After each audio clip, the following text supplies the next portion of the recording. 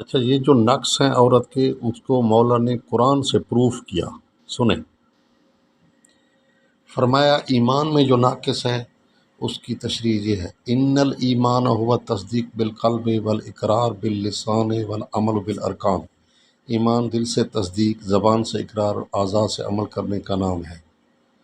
ٹھیک ہے، کیونکہ عورت جو ہوتی ہے وہ عمل میں ناقص ہے، عمل پورا نہیں کر سکتی ہر مہینے، اس لیے ایمان میں ناقص ہے۔ دوسرا فرمایا کہ اس کا جو دو عورتوں کا گواہی کے مقابلے میں ایک مرد ہوتا ہے، ایک مرد کے مقابلے میں دو عورتیں ہوتی ہیں۔ فَاسْتَشْهِدُوا شَهِيدَيْنِ مِن رِجَالِكُمْ، یہ قرآن مجید کی آیت سے پروف کر رہے ہیں۔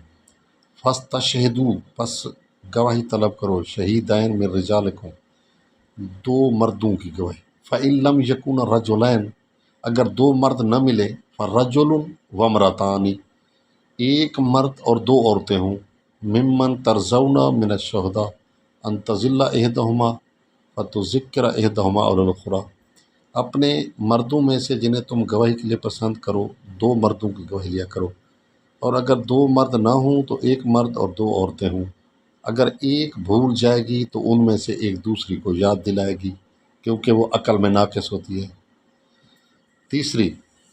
تیسری کمزوری یہ ہے کہ ان کی میراث کا حصہ مرد کے حصہ سے جو ہے نصف ہوتا ہے، آدھا ہوتا ہے۔ اس کے مقابلے میں بھی اس کو پروف کرنے کے لیے قرآن مجید کی آیت مولانا نے پیش کی ہے۔ فرماتے ہیں کہ یوصیکم اللہ فی اولادکم للذکر مثل حظ الانثیین، خدا تمہاری اولاد کے بارے میں تمہیں وصیت کرتا ہے کہ لڑکے کا حصہ دو لڑکیوں کے برابر ہوگا۔